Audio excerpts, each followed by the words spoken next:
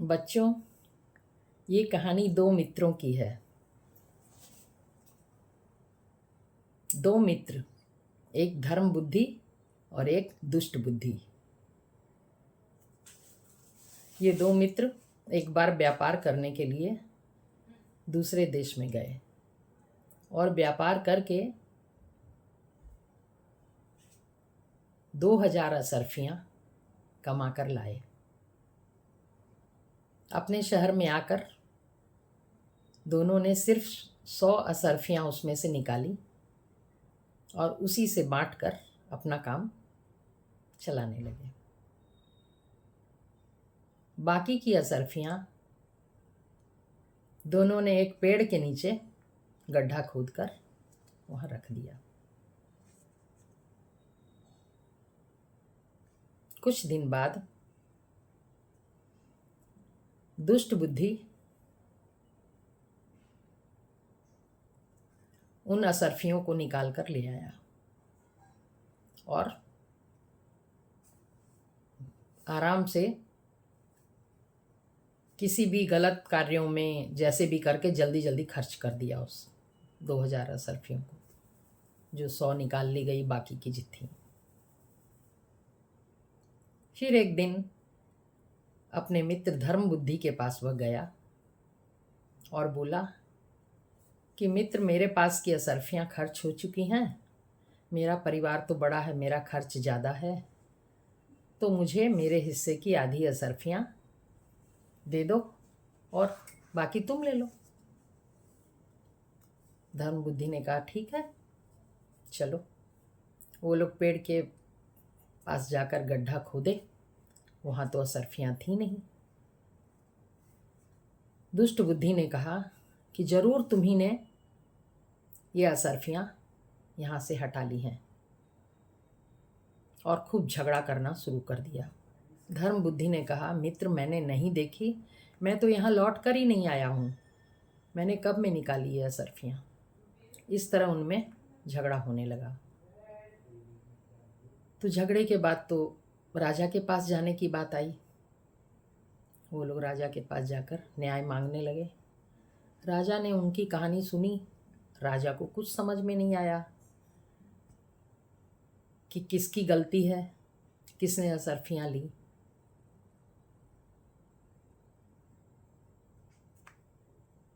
तब दुष्ट बुद्धि कहता है कि वह वृक्ष ही गवाही देगा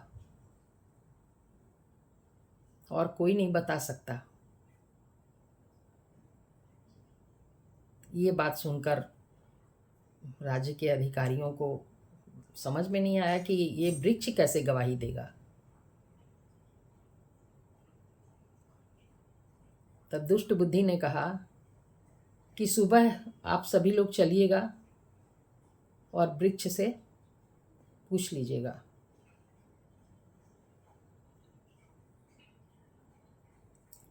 अधिकारियों को बहुत आश्चर्य हुआ।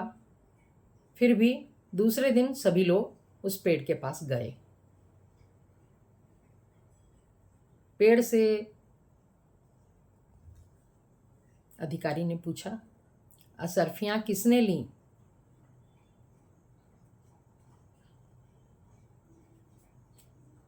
तो आवाज आई, धर्म बुद्धि ने ली। धर्म बुद्धि आश्चर्यचकित, मैंने तो नहीं ली। अधिकारी ये सोचने लगे कि ऐसा तो कभी नहीं हुआ कि वृक्ष बोलेगा, जरूर इसमें कोई गड़बड़ी है। उन्होंने उस पेड़ में आग लगवा दी। हुआ ये था कि दुष्ट बुद्धि ने अपने बूढ़े पिता को उस पेड़ के कोटर में बैठा दिया था, सारी बातें समझाकर कि जब अधिकारी आएंगे पूछेंगे तो आप कह दीजिएगा कि असरफियाँ धर्म बुद्धि ने ली। उसका पिता भी पाप में शामिल हो गया। जब अधिकारी ने आग लगवाई पेड़ में तो अंदर वो जलने लगा, तो वो बाहर कूद कर गिरा, और जो कूद कर गिरने से वह मर गया। उसको पाप में भागीदार होने के कारण ये सजा मिली। राजा ने दुष्ट बुद्धि को उसकी बेईमानी की सजा दिलवाई और धर्म बुद्धि का सम्मान किया और उसे उसके अशर्फियां दुष्ट बुद्धि से दिलवाई। और उसका पिता की दशा तो जो हुई, क्योंकि बेटे के पाप में वह भागीदार हो गया, इसलिए उसने पाप किया नहीं था, उसने हिस्सा ले लिया।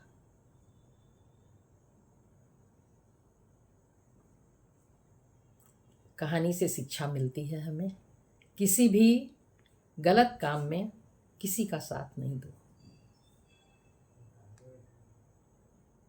जो गलती करता है उसे तो पाप लगता ही है, और जो उसमें साथ देता है वह भी उसका भागीदार होता है। इसलिए गलत करने वाले का साथ त्याग दो, गलत मित्रों के साथ दोस्ती छोड़ दो, अन्यथा बहुत परेशानी में आगे फंस जाओगे। आखिर तो दुष्ट बुद्धि का पिता मारा गया, कोई गलती उसकी नहीं थी, सिर्फ उसने गलत का साथ दिया था। जहाँ ये महसूस होता है कि काम गलत हो रहा है, तुरंत किनारे हट जाओ बच्चों, क्योंकि गलत क्या है ये तुम्हारी आत्मा तुम्हें बताती है। ऐसा नहीं है कि तुम्हें पता नहीं चलता। गलत और सही का ज्ञान भगवान ने सबको दिया है। कुछ भी कार्य हो रहा है उसमें महसूस करो, अच्छी तरह से सोचो कि ये गलत तो नहीं है, और गलत से तुरंत दूरी बना लो।